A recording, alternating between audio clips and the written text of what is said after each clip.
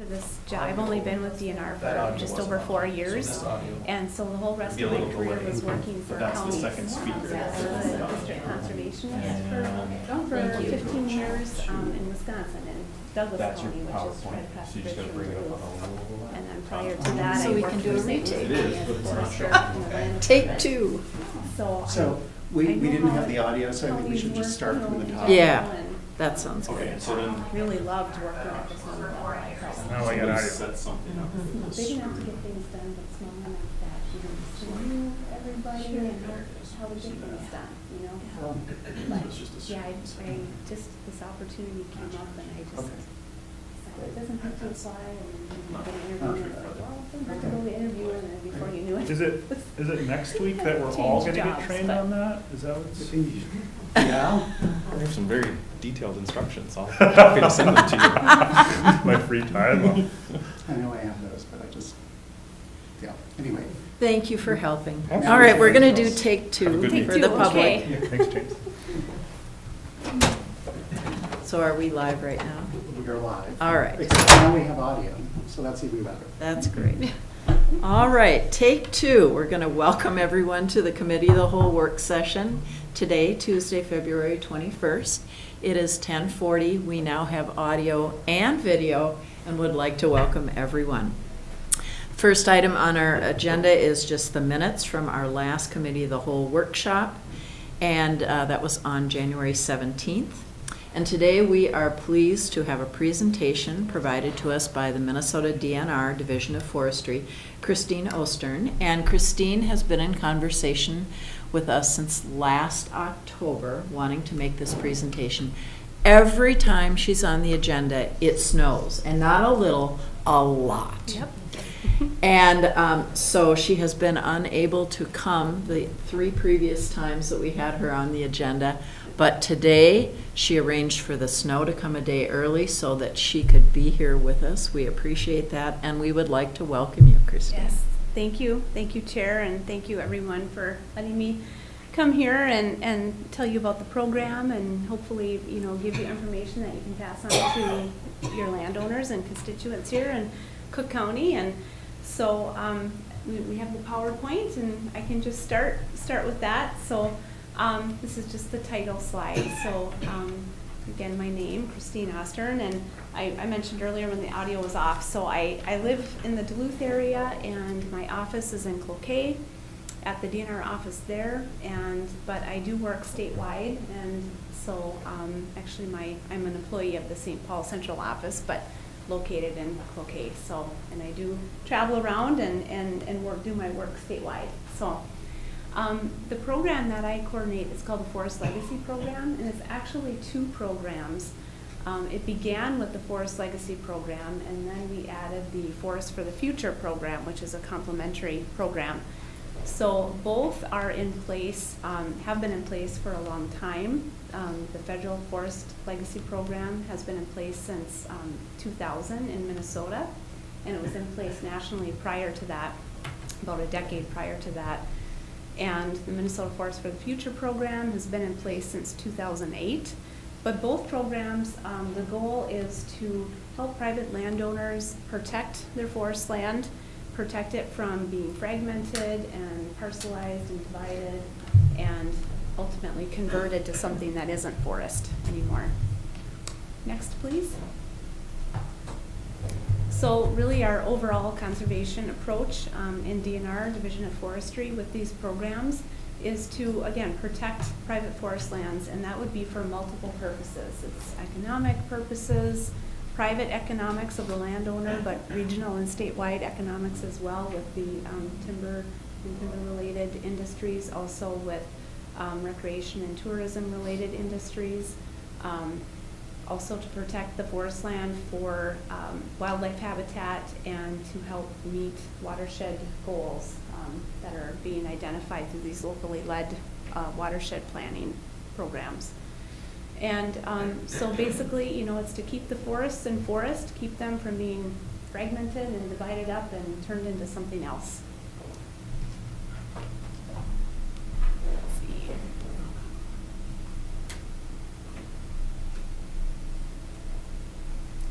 I have used a computer. I know. I just I know.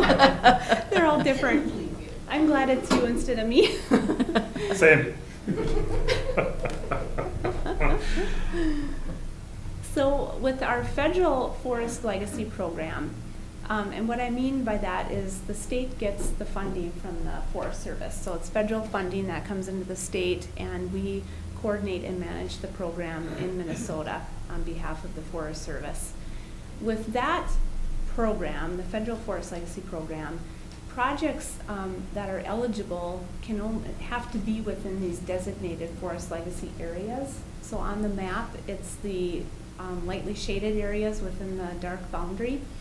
And in order to figure out those boundaries, the DNR prior to me, quite a while prior to me, has been working with stakeholder groups and input from other divisions besides forestry and other agencies, state, local, and federal agencies, and we've come up with these boundaries. And they've been in place. We can modify them, and we did a revision back in 2017 where we actually added on some of added into some of the forest legacy areas. But in order to qualify again for the federal program, a site has to be within those areas. And you can see there's some of that in Cook County. But then going to the next slide, we'll look at how this federal program looks nationally. That figure is a little bit outdated. It's closer to 3 million acres now have been protected nationally through this program. Every state and U.S. territory participates except for North Dakota for some reason. So they do have forest land there, but not a lot. But anyway, you can see on the map where the bright green shaded areas, those are those designated areas. And then where the dots are on the map are where projects have occurred with that federal program. And so it's a popular program. It's been in place for a long time. It started in the northeast part of the country, and that's why there's more, you can see more dots on the map in the northeast. But we have quite a few projects of the federal projects in the state. They tend to be more of the larger projects, and it's a competitive grant, so it does have to be, some of the projects and sites that rank a little higher in their conservation value. We can go to the next slide.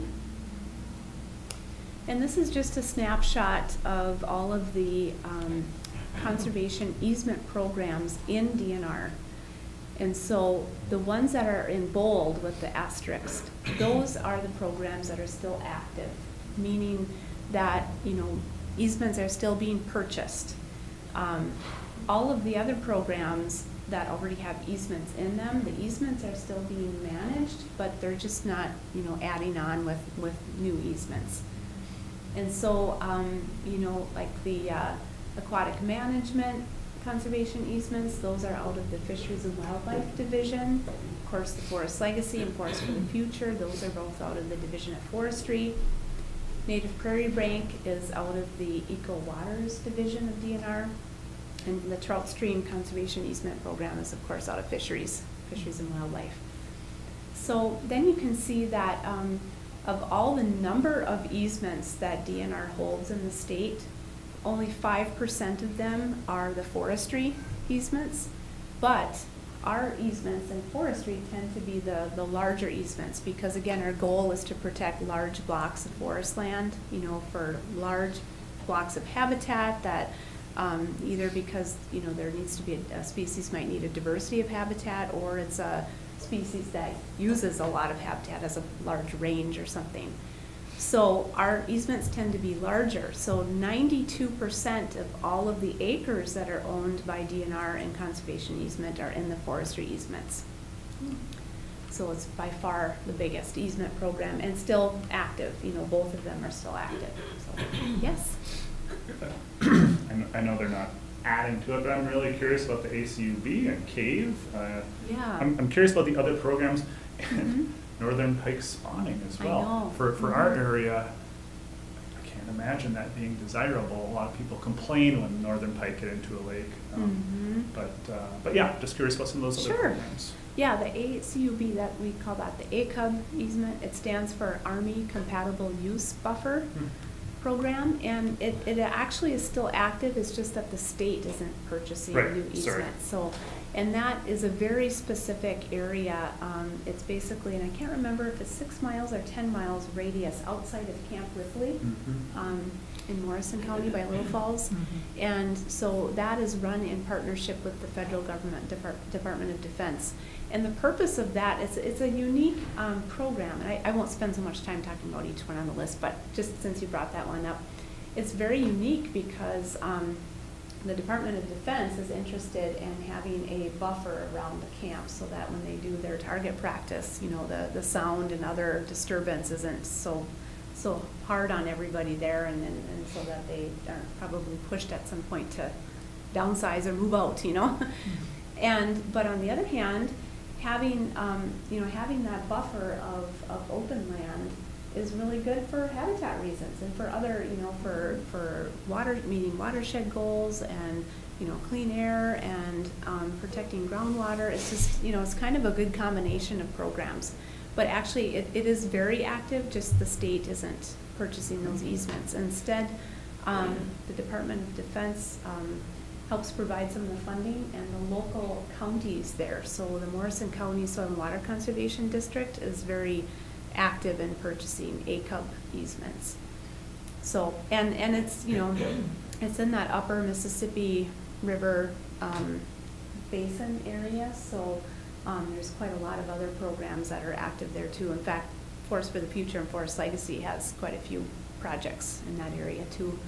But yeah, and then, you know, the cave, you know, I think that isn't active anymore because they feel like they've protected what they need to around some of the, and these are caves that are, Okay. where there's some state parks down in the southern part of the state. And, you know, the state park boundary protects a certain part of it, but like we've learned over time, you know, some of these underground caves and landforms and geology, you know, is actually bigger than we originally thought.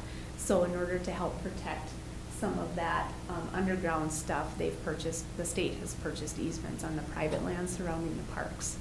So I think it's just a matter of, you know, we don't have any new, you know, cave state parks, but They're not making new caves. yeah, it's a slow process.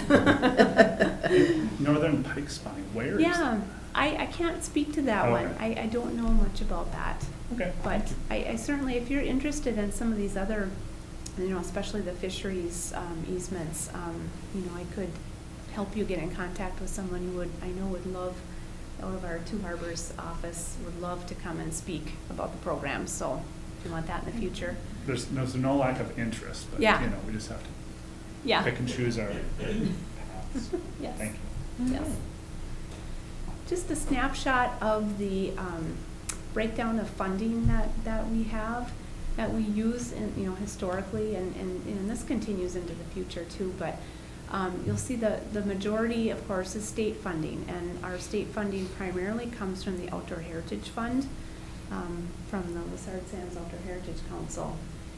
And then we do also sometimes get some general funding and bonding, you know, as state funding, but primarily that Outdoor Heritage funding, which of course, if you don't know, originates with that partial % sales tax, around, you know, in the whole state. Oh, the Gets legacy. deposited. Yep, Yeah, the the legacy legacy. fund, yeah, yep.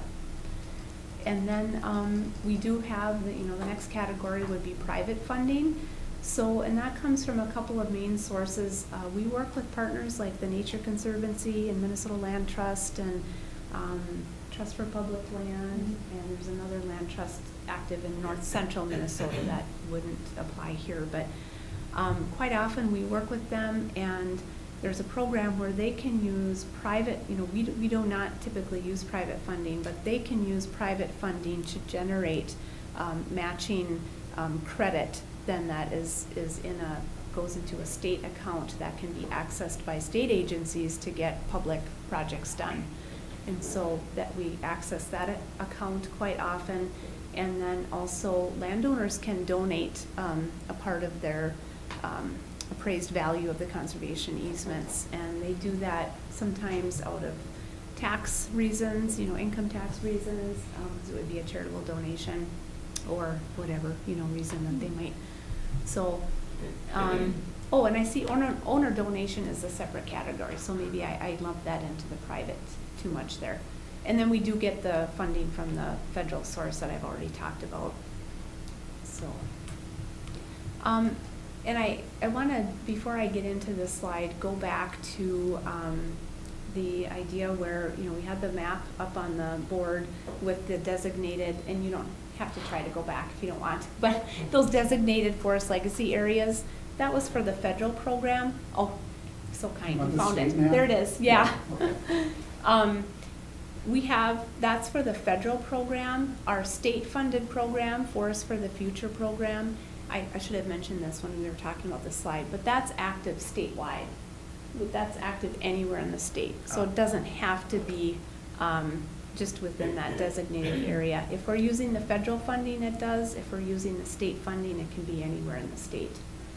So, so then when we go back to that land the eligibility, so there's basically 2 minimum eligibility requirements for a landowner that has land.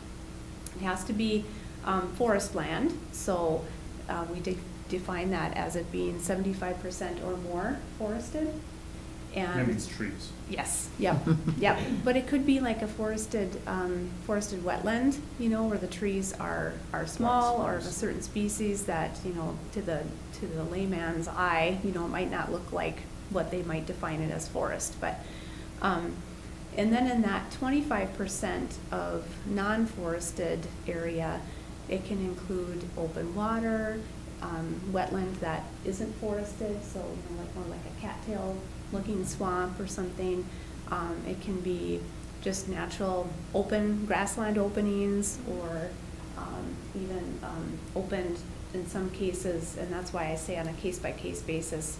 Sometimes we can include fields as long as they're not cultivated, or large food plots. Small food plots are always okay, or even limited pasture land we can include.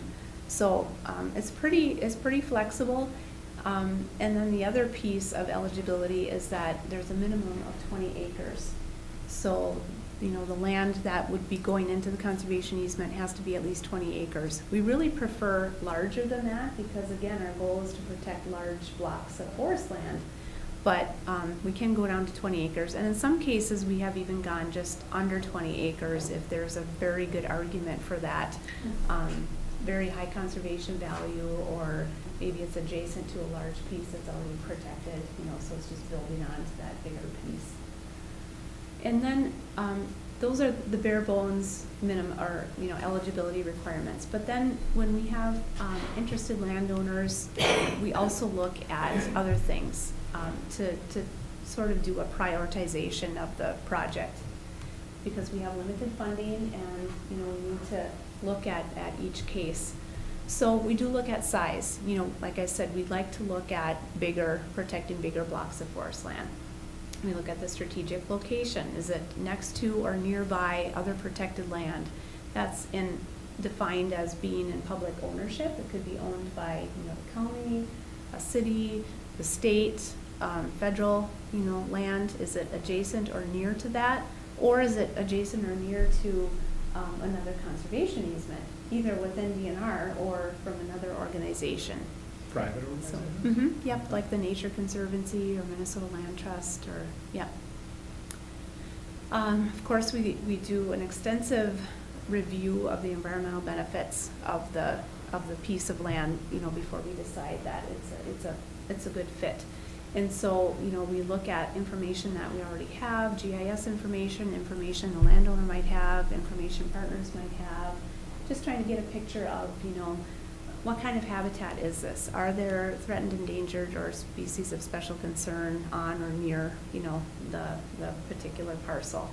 Is there, is it a habitat type or a cover type that is more rare, in the state? We look at the local watershed plans. Has this area been identified by the county or other local planning, groups as important to protect, to, either help protect or, help to restore water quality or other watershed goals. We look at public access opportunities. So again, this is on private land, and the private landowner can choose through the conservation easement, do they want to allow public access or not? It's their choice. If they do, that is a consideration that we look at, because, we're using public money, and we like to be able to provide more public access, but it is the landowner's choice.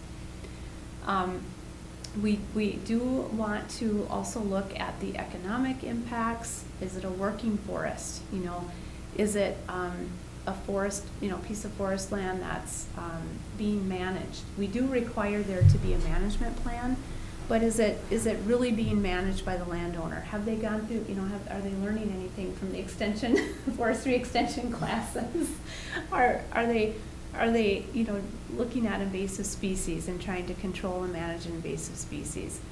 And if the landowner is interested but doesn't have the knowledge or tools, we can bring that to the table too. We have a cost share program through DNR, and I know counties do as well, depending on the county and other organizations, but we can offer cost sharing for things like invasive species control, forest management planning, harvest planning, timber harvest planning, tree planting, forest pest control.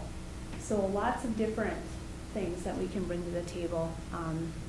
And then if there's any partner support, is this, are there support letters from maybe from the county, from the Soil and Water Conservation District, or from, an organization like Nature Conservancy or other divisions of DNR.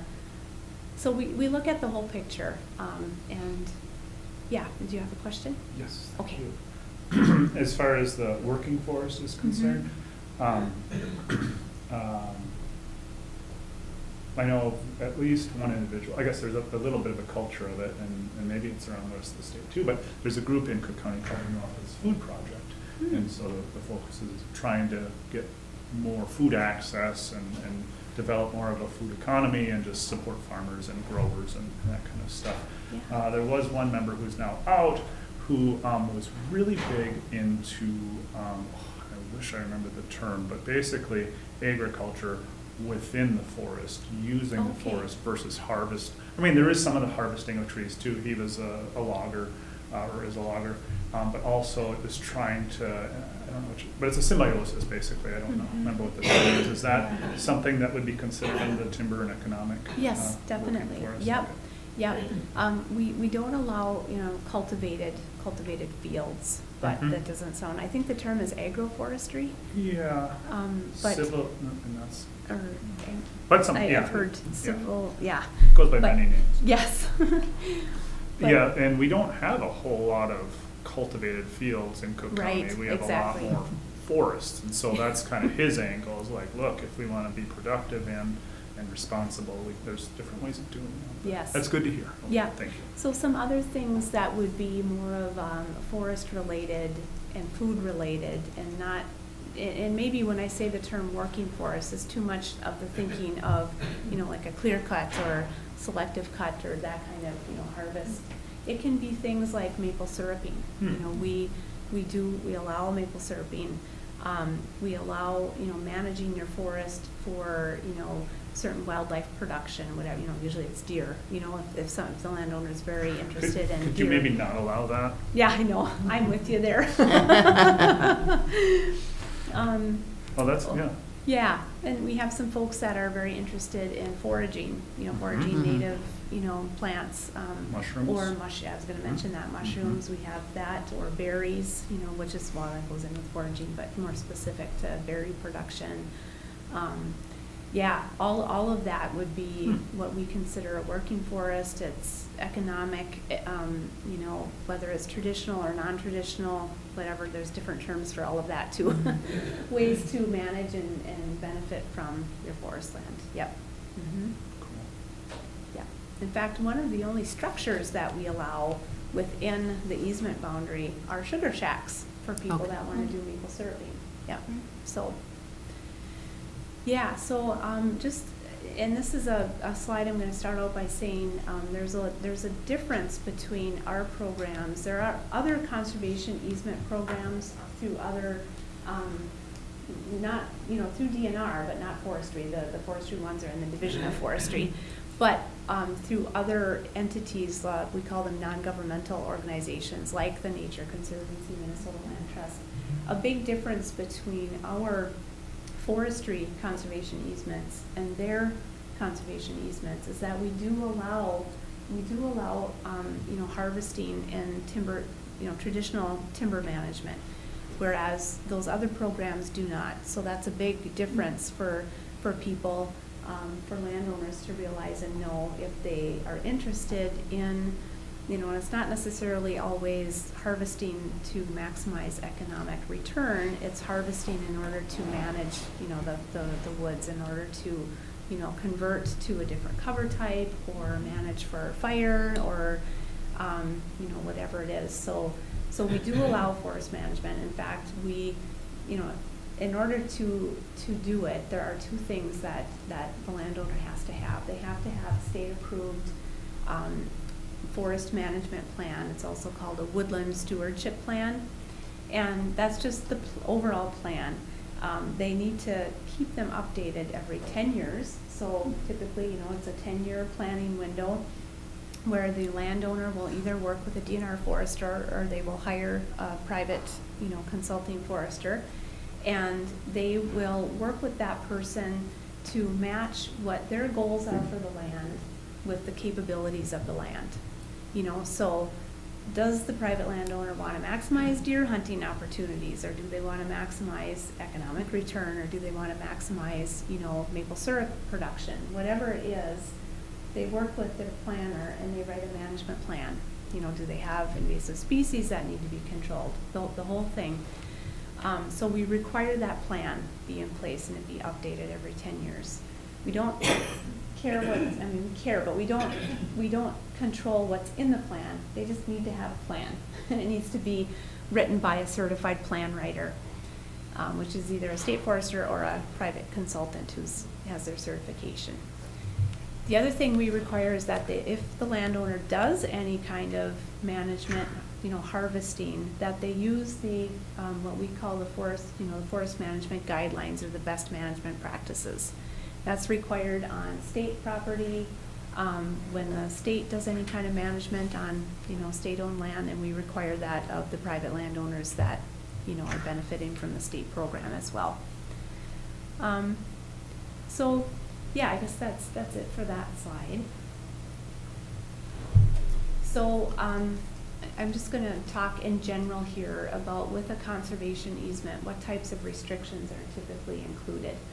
So typically it's buildings or developments, so any kind of, not just buildings, but things like solar arrays or cell phone towers or wind turbines or parking lots or, that kind of developed stuff, structures and development stuff. Typically subdivision is restricted, and that, you probably know what that is, being working in county government, but, where you have a landowner and have a chunk of property and they're going to divide that into more than one parcel, or, more than that, so that they can then sell off a piece to a different owner and keep a piece, or sell that piece to a different owner. We don't allow that. It needs to be kept. It can be already parceled, it has different parcels, but it has to remain in unified ownership. So they can't break it apart and sell it, to other people. Yes? Christine, you mentioned towers, and I'm wondering, are there any exclusions for like public safety?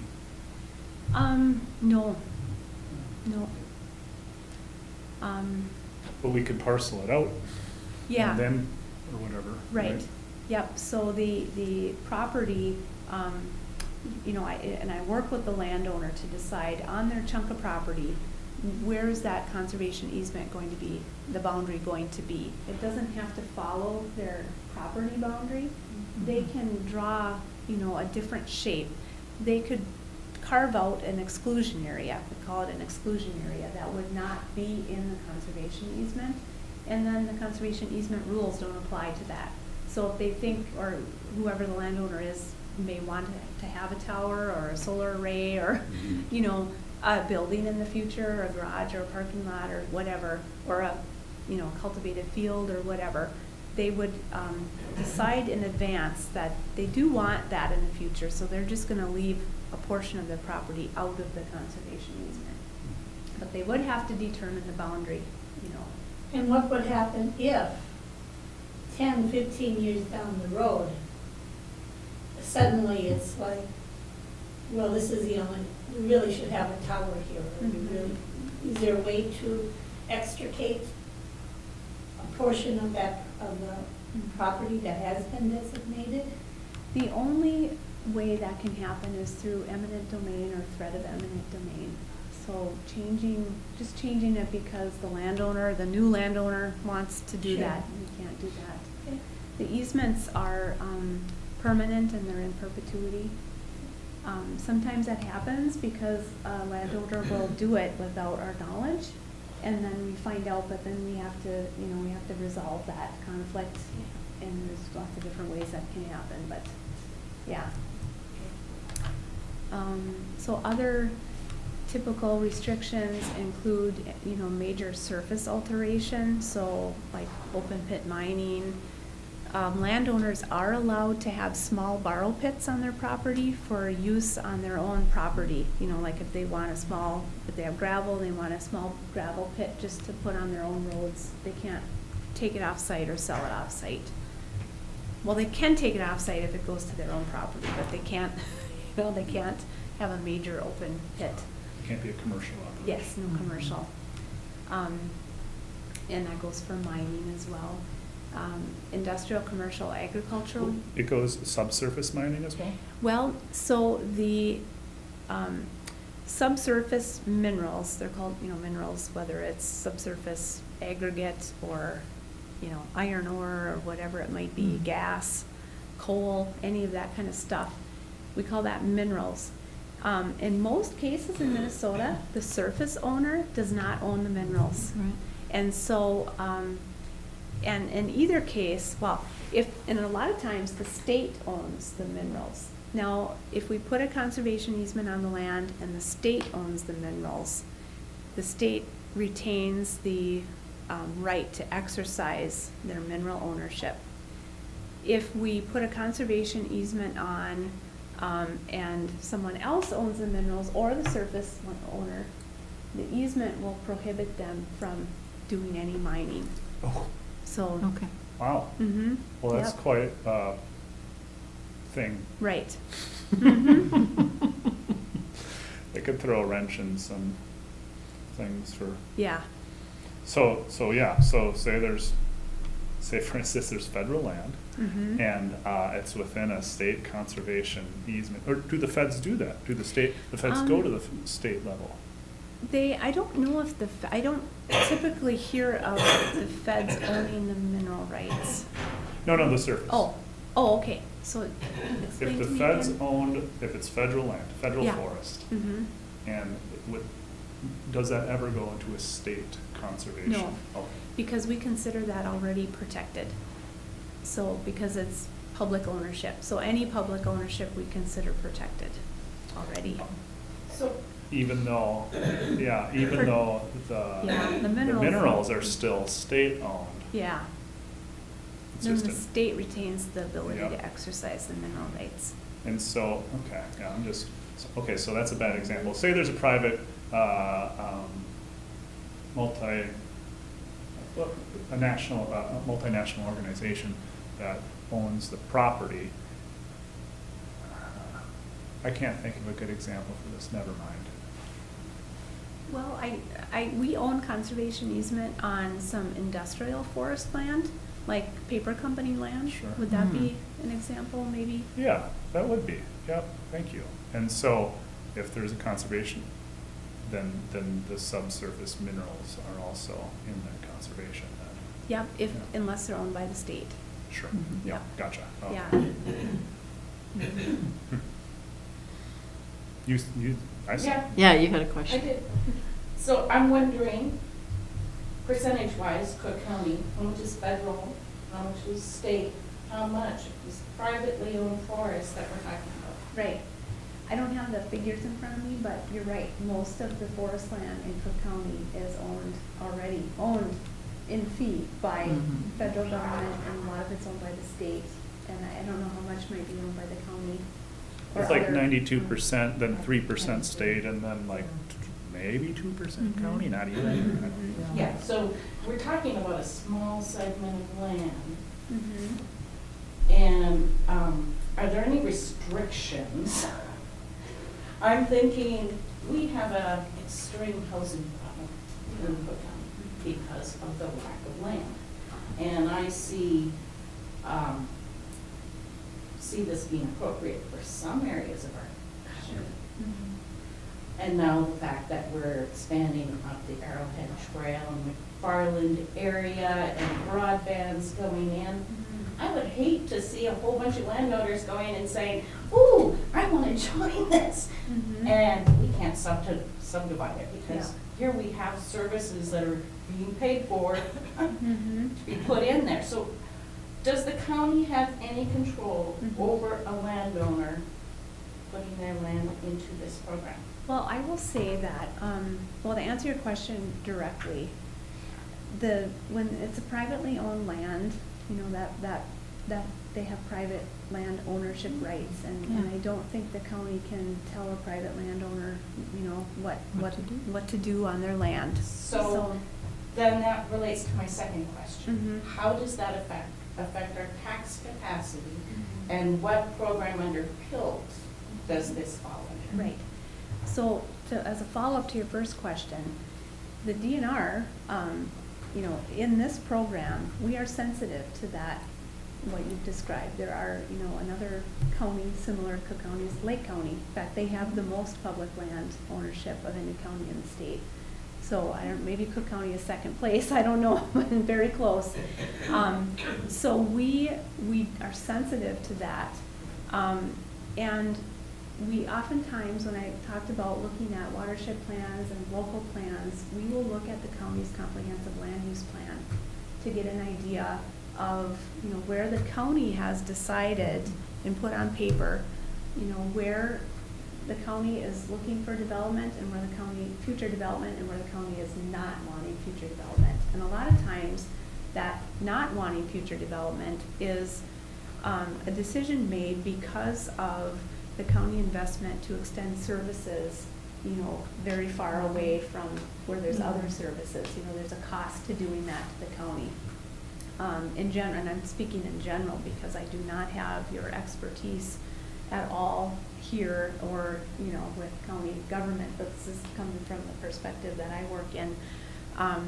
And the experience that I have that, you know, private landowners that are very far away from established services and want to get into these programs tend to be a very good fit for everybody. You know, there's interest on the private landowner side, there's interest on the county side to not, you know, potentially wanting to extend services. And of course, there's interest on our side because we're able to protect, you know, the forest land.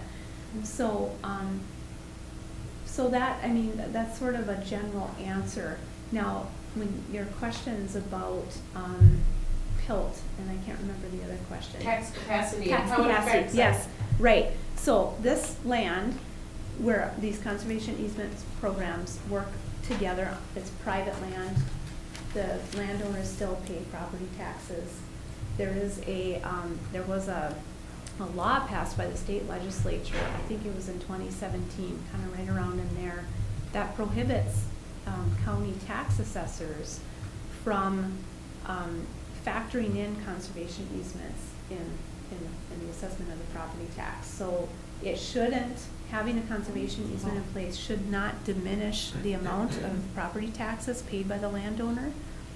So, It's, Oh, but wait a minute. it's actually That's- increases.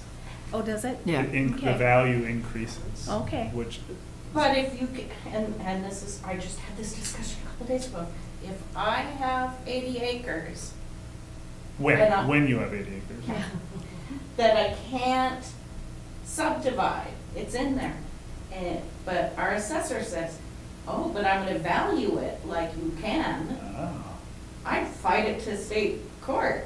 So, there you go. Well, I think, at least in the ones that we've seen at like the Board of Appeals or. Yeah, equalization. Yeah. Yeah. The conservation parcels, how did that work? The value of the conservation brings more value to the land, but I don't know that it's assessed in parcels if there's a conservation. I can't remember how that works. That's a good point. Would not it be assessed, like we have 5 parcels, we have 190 acres left? And each of those, we did not, that's how, we bought 6 contiguous parcels of property in one fell swoop. But we never had them resurveyed or redefined as one parcel, so we pay on every parcel taxes. Thank you. It's a Well, joke.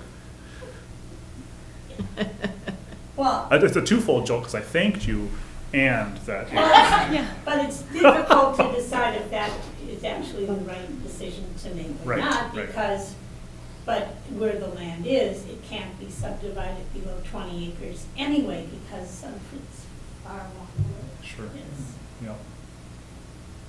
I didn't mean to get us off track. Oh, no, but this is I- good. I- And you have It's to all- build- and then you have to build a mile road to get to it too, so.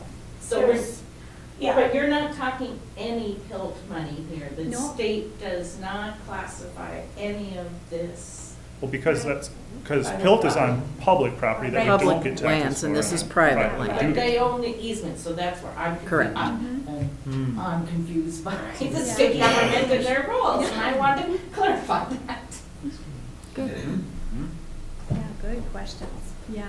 And so for the extension in this county of services, like electricity and the broadband, I mean, 40 years ago, absolutely not, there will never be electricity up in Town Lake, never, never, never. McFarland, there will never. It's coming, and so all of that property value, all that property up there is increasing in value. And you put a road in, and it goes up again because it's sellable. You never thought about selling it. Now Never it say has a lot of never. value. A lot of value. And so. you need to collect that extra value because you'll need to, there's more cost to having, the more developed areas further away. I mean, with like with emergency services and electricity and all of Plowing. that, plowing, yeah. And probably road improvements and road maintenance and. Which then goes back to my concern, if you have a long county road, and now you've got various chunks, there will never be development on.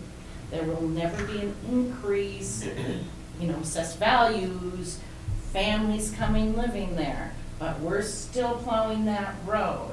We're still doing road maintenance.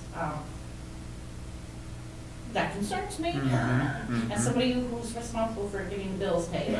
Yeah.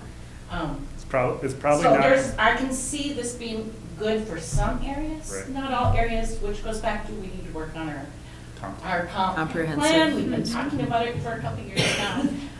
We need to do that. Yeah, those are important documents. Important process too, not just Yeah. the end result, but getting through all the discussions and the public input and. Yeah. Let's see. I feel like I interrupted around industrial, Yeah, commercial, and okay. agricultural use. Thank you. We're almost done. This is almost one of the last slides, but, and again, the public access, the last bullet point on there is the land, continues to be the landowner's choice throughout. But once they've decided, then it is a permanent, it's written into that conservation easement. And I guess before we go on, there's not a lot of extra slides, but this might be a good time to talk about how we determine the value of the conservation easement. The state does a fair market independent appraisal. So this is also a big difference from other easement programs. Most of the others use a formula-based, where you take the number of acres and you multiply it by a factor that's already been determined based on location or whatever. We do a fair market appraisal, so we contract that out to independent appraisers, and they do their work, and that's how we come up with the appraised value of just the conservation easement. And then we're required by state statute to offer the appraised value to the landowner. They can choose to, again, I mentioned this earlier, donate a portion of that appraised value if they want. Most people don't. But, and those costs, the costs of the appraisal, the costs of the boundary surveys, the legal review, the title review, the closing costs, the recording fees, all of those things are paid for by the state. The only burden that the landowner would have is if we discover that there's any issues with the title during the title review, and they have to clear that up themselves. So, and then we do, after the conservation easement is in place, we do annual monitoring, and I'm the one who does that as well. So for all of the easements that we own, the state owns, and these forestry easements, I go to them every year, and I arrange that with the landowner. And because part of that is having a conversation with the landowner, have you had any problems? Have you noticed did you have any wind throw? Or, that's been one lately. Or ice damage, or, something that has changed your forest enough that we need to talk about it, or maybe you need to update your plan because something drastic happened. Or do you have any questions? Do you need copies of the easement again? Do you need maps? Do you need any cost sharing? It's a conversation we have, and then the landowner and I will go out on the property for a short tour and just see how things are.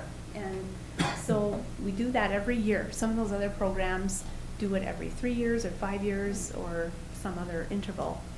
And then that is where we may discover something like we talked about with the tower, or something, putting up a garage or something on the easement that isn't allowed, and then that's how we find those things. So yeah, so that was the last couple slides. You don't have to go back. It's just a list of partners that we've. Oh, sure. There's I think 2 or 3 more. We work with a lot of partners around the state, financial partners like I mentioned earlier, but also, so a lot of conservation districts or forestry clubs, or all different.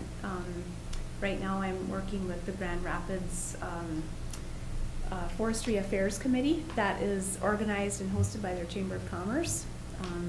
So things like that we partner with, and work with a lot of entities, but then our biggest partners are the landowners, and here's some pictures of our landowners around the state with conservation easements. With the federal program, we require that they have the big sign that you see, just one sign somewhere that's viewable from a public, like the public road or their driveway or something. And then with our state-funded programs, we use that legacy amendment sign that you're probably aware of, the little ones with the rainbow colors on there. So, yeah, and we have easements with some of the industrial forest landowners, like I mentioned, some of the paper companies, but most of our easements are with private, family owners, and folks seem to do it for different reasons. You'd think maybe economics would be a big reason, but I don't think that tends to be the first reason. It's people wanting to, they care about their land. They have spent, generations on it in some cases. They've spent a lot of work and care on it, and they just want to see it protected beyond their lifetime. And, they don't want it turned into a housing development or a strip mall or That's the end of my presentation, but I thought if you don't mind, I would take just a minute to explain the actual project that brought me to you in the first place. Yes, Okay. absolutely. Were there any questions on the information? Just thank you. It was Okay. a wonderful presentation. Yeah, good. Yes. So do you have any idea in Cook County how many people are part of the Forest Legacy Program? There are none. None. Mhm. And how There's would you going to get be them? one. Okay. And it's in your district. How do you get the message out then in the future? Yeah, I do, these kind of meetings, but I also come to, I can come one-on-one to meet with landowners, but I really rely on, like Solar Water Conservation District folks, and I haven't, I met your previous district manager, but I have not met your current one. And also we have regional DNR foresters around the state, in all areas of the state, that their job primarily is to work with private landowners on private land, the cost sharing and technical assistance. And so I rely on them to help get the word out to the folks that they're working with, or maybe they know of a landowner that might be a good fit, and can ask them if they would mind if I talk to them, So I'm the only person in the program statewide, so I don't have a lot of time for outreach and education, but and I rely on our partners too. The Nature Conservancy is really good at distributing information, and so I was yeah. gonna ask about that, because they're a private landowner, but they have land in Cook County, but they don't have it in the program. Right. How Yep. come? I don't know. It could be that they have it in a, they do have their own conservation easements. Sure, it's international too. Um, right? yeah. So it's- maybe that's why. Right, or, I don't know. We are working with them on a piece in a different county, Hubbard County, but, Interesting. yeah. Well, tell us a little bit about the Yes. parcel that you and I talked about that Okay. brought you here. Yes. So one of the rules that we have is, when we are, it gets back to some of your questions. Private landowners can contact me directly, and they, most oftentimes do, and they're interested, and we start working on the project together. Once it gets to a certain point, past some of our internal reviews, then in order to continue to work on the project, I am required to notify the county that DNR is working with a landowner in the county and intends to purchase a conservation easement. It's just a notification. We're not required to get permission or to get a resolution or anything. We're required to do the notification. And so I most oftentimes will, I sent that to Ann as chair of the board, and also to your administrator. And a lot of times, if it's a county that we are working in a lot, so not Cook County, but and I have a relationship with the land commissioner, I may also reach out to the land commissioner too. But anyway, so I reached out to Ann in the fall, and we are working with this landowner. They are up they're in Lucin. This is Caribou Lake, so they're up the Caribou Trail. This is the Caribou Trail. This is Lake Agnes. Yeah. So they are in the yellow highlighted part there. The surrounding, this little sliver to the north of them is their mom and dad. And other than that, they're surrounded by public property, state property and federal property. Here's a more zoomed in version of that. And they are the only, them and their mom and dad are the only private parcel on Lake Agnes. So it rose in, yeah, in this case, it's this triangle-y kind of shape right there. And there. So it goes in off of the Caribou Trail? Yes. West of the Caribou. Starts at the Caribou Trail and goes in? They have their private driveway starts at the Caribou Trail and goes in. And their private driveway is across federal land, so they have some kind of special long-term permit or something from the Forest Service for the driveway. Yeah, and cutting across, so the yellow things are public trails, the Superior Hiking Trail, and then a state snowmobile trail. It does clip the edge of the state snowmobile trail clips the edge of the property. It's on their property, and the Superior Hiking Trail clips the edge of their parents' property to the north. But so this is the project I'm working on right now. It's not closed yet. It's getting close. I think we've done the appraisal, but we don't have the appraisal results certified yet. But this Did you year. give us the uncertified results? No, I don't even know them because they're handled, we have real estate Sure. specialists in a different division, and that's one of the big rules is Yeah, because I work with the Mhm. funding and the landowners, I have to be kept separate from the appraisal. So Good. How many acres? this is only gonna be about 20 acres. They are gonna have an exclusion area, of course, around, this is their home here and garage. So the exclusion area will be around that, and the rest will be, and we're still determining the exact boundaries. And we don't do the survey until after they've accepted the purchase offer, because it costs a lot for us to do the on-the-ground survey, and we don't do that unless we know that they're committed enough.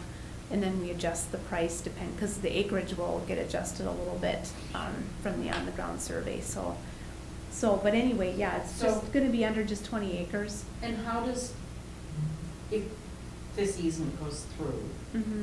and I'm assuming it's gonna cover the areas where there's already easements in place for public access, whether it's the state trail or the hiking trail. Right. How does that affect their ability to say, or your ability to say, no, we don't want that anymore? Right, so where there is the state trail for the snowmobile trail easement right there, at the edge of that easement will be the beginning of the conservation easement, so they can't overlap.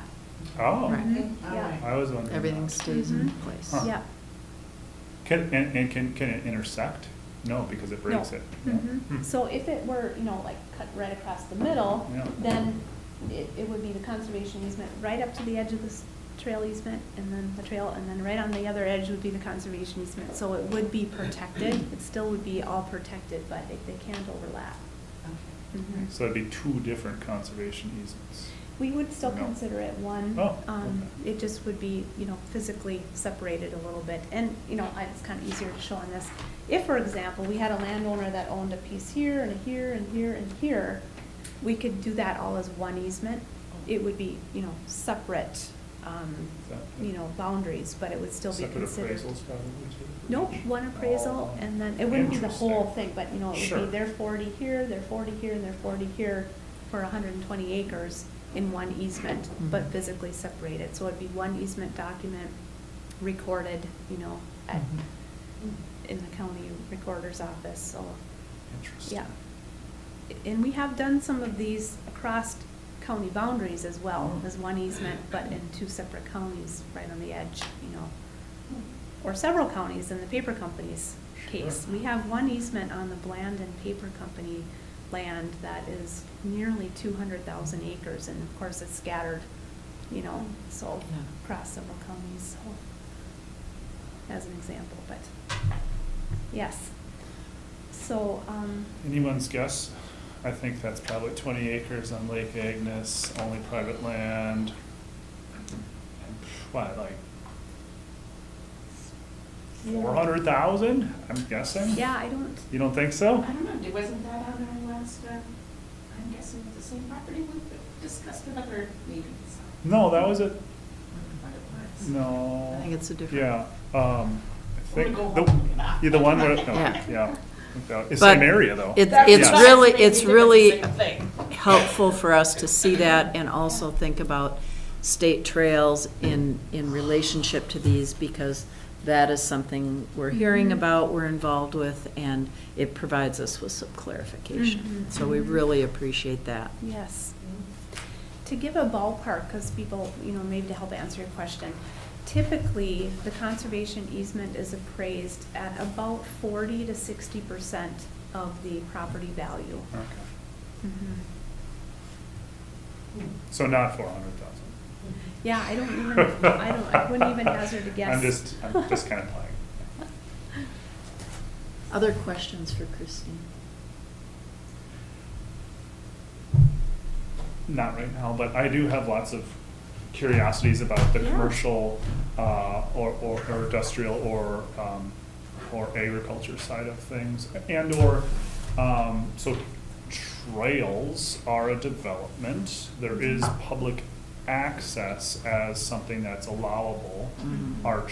Is a trail system allowed within that? Yes, yeah. Even if there's not already, an easement assigned already, yeah. Okay. Right, so if the private landowner has a trail system Yep. or wants to develop, more trails, that's allowed.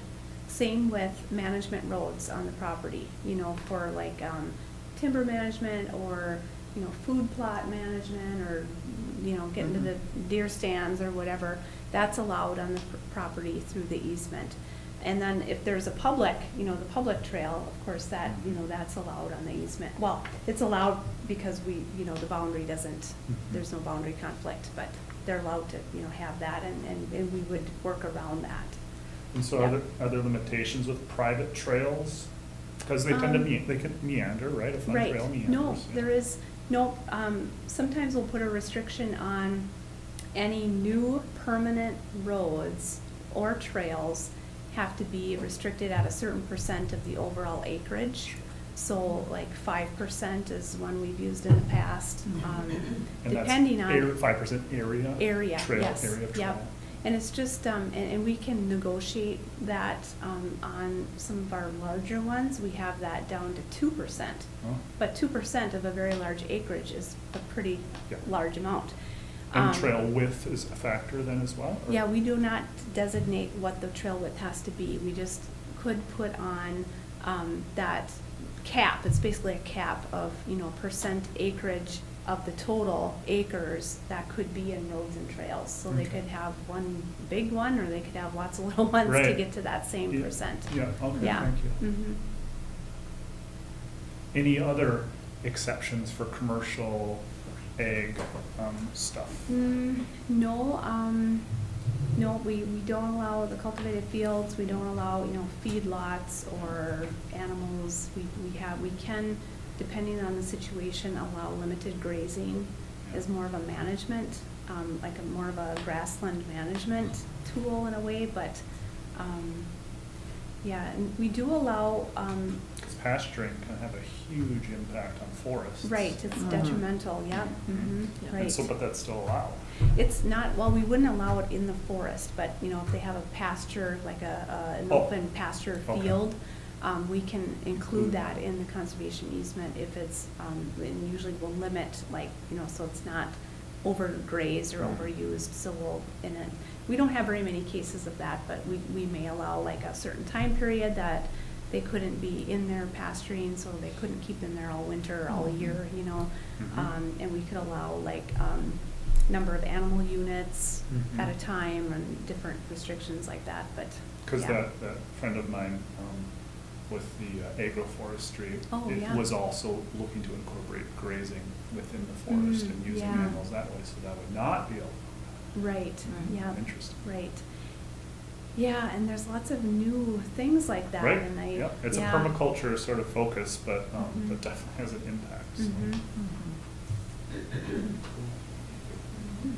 Well, we are just so appreciative of all your responses to our questions, Oh, and I yeah. am thankful you've left your contact Mhm. information, because I'm sure we're gonna have more questions as Yes. things come up, but. Yep, good. Thank you so much for your time, and I think this is really good information for our public to have Yes. and to share it. Yes, thank you very much. I very much appreciate this opportunity and all the good questions. It helps me be a better, do a better job at coordinating the program when I get to hear what counties are concerned about, and this is just a snippet. So if you think of more things, please reach out to me. Really welcome that.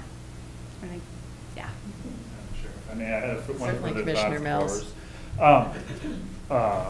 And it's kind of, not necessarily wanting to tie up our private lands that are already scarce, and just the fact that a landowner could get a cash payment for the conservation kind of leads me to think like, that may be a way to increase affordability for someone to purchase land, put it in, part of it in conservation, get that kind of cash payment for that, but then of course it only ups the value of other, it still takes away from that, but it's just an interesting dynamic, much like short-term rentals take away from our housing, or can have an impact on our housing stock.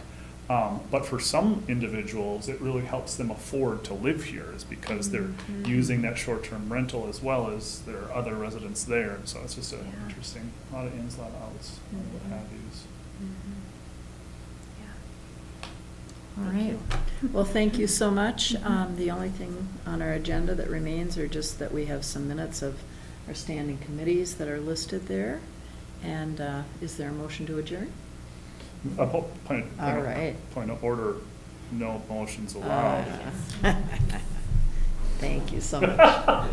I appreciate it, Commissioner Mel. He is. Again, he's been studying his Robert's Rules of Order. I don't know if I'm keeping us honest so much. All right. With that, we are adjourned. Thank you.